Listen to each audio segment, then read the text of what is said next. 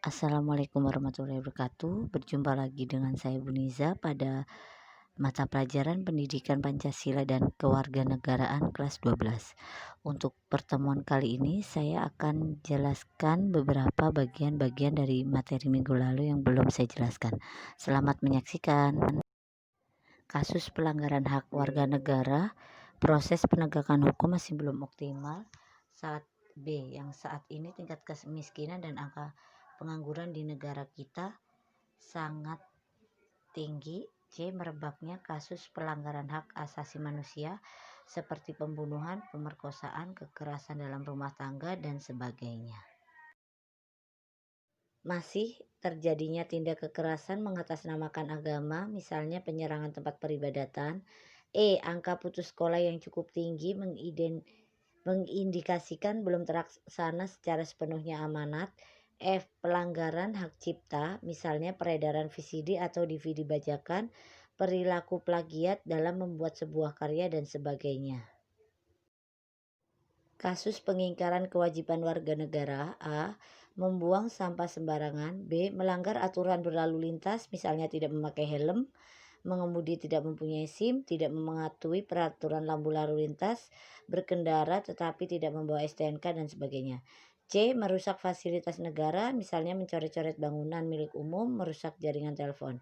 D, tidak membayar pajak kepada negara seperti pajak bumi dan bangunan, pajak kendaraan bermotor, restribusi parkir, dan sebagainya. Dan yang E, tidak berpartisipasi dalam usaha pertahanan dan keamanan negara, misalnya mangkir dari kegiatan Siskampling. Penanganan pelanggaran hak dan pengingkaran kewajiban warga negara. 1. Upaya pemerintah dalam penanganan kasus pelanggaran hak dan pengingkaran kewajiban warga negara. 2. Membangun partisipasi masyarakat dalam pencegahan terjadinya pelanggaran hak dan pengingkaran kewajiban warga negara.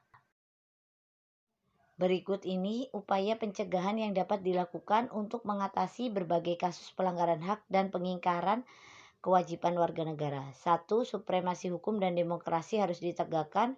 2. Mengoptimalkan peran lembaga-lembaga selain lembaga tinggi negara yang berwenang dalam penegakan hak dan kewajiban warga negara seperti KPK, Lembaga Ombudsman Republik Indonesia, Komnas HAM, KPAI, dan Komnas Perempuan. Meningkatkan kualitas pelayanan publik untuk mencegah terjadinya berbagai bentuk pelanggaran hak dan pengingkaran kewajiban warga negara oleh pemerintah. 4. Meningkatkan pengawasan dari masyarakat dan lembaga-lembaga politik terhadap setiap upaya penegakan hak dan kewajiban warga negara. 5. Meningkatkan penyebarluasan prinsip-prinsip kesadaran bernegara kepada masyarakat melalui lembaga pendidikan formal, sekolah, maupun formal, kegiatan-kegiatan keagamaan, dan kursus-kursus. 6. Meningkatkan profesionalisme lembaga keamanan dan pertahanan negara. 7. Meningkatkan kerjasama yang harmonis antar kelompok atau golongan dalam masyarakat agar mampu saling memahami dan menghormati keyakinan dan pendapat masing-masing. Bagaimana anak-anak untuk materi kali ini? Semoga kalian lebih paham materi yang saya ajarkan. Wassalamualaikum warahmatullahi wabarakatuh.